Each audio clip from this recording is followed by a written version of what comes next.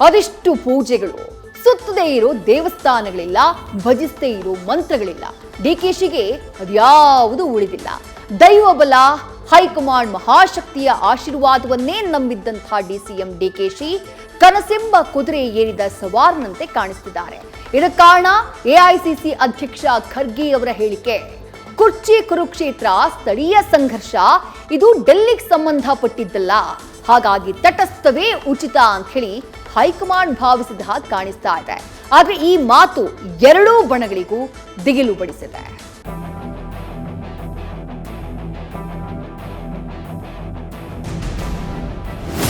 ಪಕ್ಷ ಎಲ್ಲರೂ ಕಟ್ಟಿದ್ರು, ಯಾರೋ ನಾನ್ ಕಟ್ಟಿನಿ ಅಂತಿಲ್ಲ. ಒಂದಲ್ಲ ಅವರೇ ಇಲ್ಲೇ ಲೋಕಲ್ ಸೃಷ್ಟಿ ಮಾಡಿಕೊಳ್ತಾ ಇದ್ದಾರೆ. ಅವರೆಲ್ಲ ಮಾಡು ಎಲ್ಲ ನೀವು ಹೈಕಮಾಂಡ್ ಅಂತ ಹೇಳಿದ್ರೆ ಹೆಂಗೆ? ನನ್ನಿಂದ ಆಗಿದೆ ಅಂತ ಯಾರು ಹೇಳ್ಬಾರ್ದು.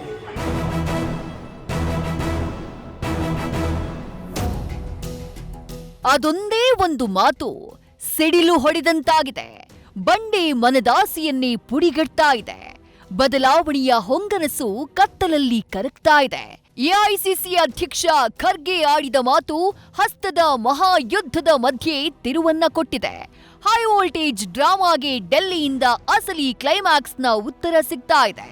ಖರ್ಗೆ ಮಾತು ಹೈಕಮಾಂಡ್ ಮನಸ್ಸಿನ ಬಿಗ್ ಮೆಸೇಜ್ನಂತೆ ಗೋಚರಿಸ್ತಿದೆ.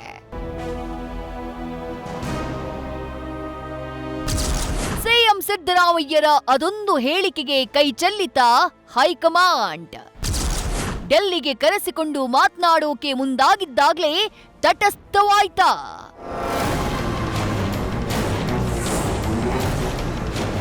ಅರ್ಧ ಆಯಸ್ಸು ಕಳೆದಂಥ ಸರ್ಕಾರಕ್ಕೆ ಅಧಿಕಾರ ಹಂಚಿಕೆ ಗ್ರಹಣ ಆವರಿಸಿದೆ. ಸಿಎಂ ಹಾಗೆ ಡಿಸಿಎಂ ಇಬ್ಬರನ್ನು ದೆಹಲಿಗೆ ಕರೆಸಿಕೊಂಡು ಸಂಧಾನ ಸೂತ್ರ ಸಿದ್ಧಪಡಿಸೋಕೆ ಸಜ್ಜಾಗಿದ್ದ ಹೈಕಮಾಂಡ್ ದಿಢೀರ್ ತಟಸ್ಥತೆಗೆ ಜಾರಿದೆ. ಅಧಿವೇಶನದ ಬಳಿಕ ಇಬ್ಬರನ್ನು ಕರೆಸುವ ಲೆಕ್ಕಾಚಾರದಿಂದ ಹಿಂದೆ ಸರಿದಿದೆ. ಇದಕ್ಕೆ ಕಾರಣ ವಿಧಾನಸಭೆಯಲ್ಲಿ ಸಿದ್ದರಾಮಯ್ಯ ಆಡಿದ್ದ ನಾನೇ 5 ವರ್ಷ ಸಿಎಂ, ಅಧಿಕಾರ ಹಂಚಿಕೆ ಮಾತುಕತೆ ನಡೆದೇ ಇಲ್ಲ ಎಂಬ ಕಡ್ಡಿ ಮುರಿದಂಥ ಹೇಳಿಕೆ. ಇದಕ್ಕೆ ಡಿಕೆಶಿ ಕೂಡ ಕೌಂಟರ್ ಕೊಟ್ಟಿದ್ರು. 2.5 ವರ್ಷ ಆಗಿದೆ, ನಾನೇ ಮುಖ್ಯಮಂತ್ರಿ, ನಾನೇ ಇರ್ತೀನಿ. ನಮ್ಮಿಬ್ಬರಿಗೂ ಏನೋ ಹೇಳಿದ್ದಾರೆ, ಅವರು ಯಾವಾಗ ಕರೆಸ್ತೀವಿ ಅಂತ ಇಬ್ಬರಿಗೂ ಫೋನ್ ಮಾಡಿ ಹೇಳಿದ್ದಾರೆ. ಈ ಬೆಳವಣಿಗೆ ಬೆನ್ನಲ್ಲೇ ದಿಢೀರ್ ಅಚ್ಚರಿಯ ಹೇಳಿಕೆ ನೀಡಿದ ಎಐಸಿಸಿ ಅಧ್ಯಕ್ಷ ಖರ್ಗೆ ಸ್ಥಳೀಯ ಸಮಸ್ಯೆಯನ್ನ ನೀವೇ ಬಗೆಹರಿಸಿಕೊಳ್ಳಿ ಅಂತ ಹೇಳಿ ನಾಯಕತ್ವ ಚೆಂಡನ್ನ ರಾಜ್ಯಕ್ಕೆ ರವಾನಿಸಿದ್ದಾರೆ. ಒಂದಲ್ಲ ಅವರೇ ಇಲ್ಲೇ ಲೋಕಲ್ ಸೃಷ್ಟಿ ಮಾಡಿಕೊಳ್ತಾ ಇದ್ದಾರೆ. ಅವರೆಲ್ಲ ಮಾಡು ಎಲ್ಲ ನೀವು ಹೈಕಮಾಂಡ್ ಅಂತ ಹೇಳಿದ್ರೆ ಹೆಂಗೆ? ನೀವು ಇಲ್ಲಿ ಆಗ್ತಕ್ಕಂಥದನ್ನ ಲೋಕಲ್ ಲೀಡರು ಸೆಟಲ್ ಮಾಡ್ಕೋಬೇಕಾದನ್ನ ಒಂದು. ಆಮೇಲೆ ಪಕ್ಷ ಎಲ್ಲರೂ ಕಟ್ಟಿದ್ರು, ಯಾರೋ ನಾನ್ ಕಟ್ಟಿನಿ ಅಂತಿಲ್ಲ. ಹೈಕಮಾಂಡ್ ತೀರ್ಮಾನವೇ ಅಂತಿಮ, ಯಾವ ಕ್ರಾಂತಿಯೂ ಇಲ್ಲ. ಮೈಸೂರಿನಿಂದ ಡೆಲ್ಲಿಗೆ ಹೋಯ್ತಾ ಸಿಎಂ ಸಿದ್ದರಾಮಯ್ಯ ಸಂದೇಶ.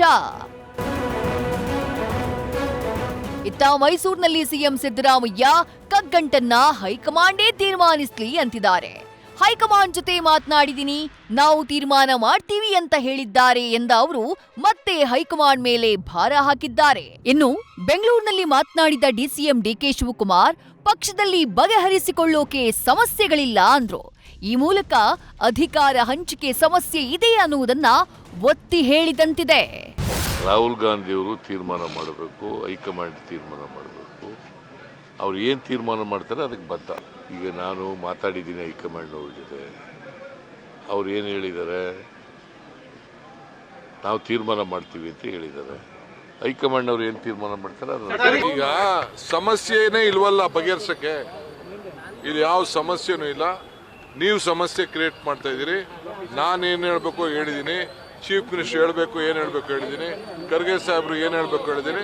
ಯಾವ ಸಮಸ್ಯೆನೂ ಇಲ್ಲ, ಬಗೆಹರಿಸ್ಕೊಳ್ಳೋಕ್ಕೆ ನೀವು ತಲೆ ಕೆಡಿಸ್ಕೊಳಕ್ಕೆ ಹೋಗಬೇಡಿ. ಒಬ್ಬರಿಂದಲೇ ಪಕ್ಷ ಅಧಿಕಾರಕ್ಕೆ ಬಂದಿಲ್ಲ ಎಂದ ಖರ್ಗೆ. ಗೃಹ ಸಚಿವ ಪರಮೇಶ್ವರ್ ಆಸೆಗೆ ಬಂತು ಜೀವಂತಿಕೆ. ಖರ್ಗೆ ಮಾತು ಗೃಹ ಸಚಿವ ಪರಮೇಶ್ವರ್ ದಶಕದ ಆಸೆಯನ್ನ ಚಿಗುರಿಸಿದೆ. ಸದಾಶಿವನಗರದ ನಿವಾಸಕ್ಕೆ ಆಗಮಿಸಿ ಖರ್ಗೆ ಭೇಟಿಯಾದ ಪರಮೇಶ್ವರ್ ನಡೆ ಕುತೂಹಲಕ್ಕೆ ಕಾರಣ ಆಯಿತು. ಸುಮಾರು 20 ನಿಮಿಷಕ್ಕೂ ಹೆಚ್ಚು ಕಾಲ ಚರ್ಚೆ ನಡೆಯಿತು.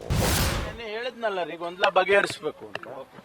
Thank you sir. ಡೆಲ್ಲಿಗೆ ಹೋಗ್ತಿದ್ರಾ ಸರ್ ತಾವು?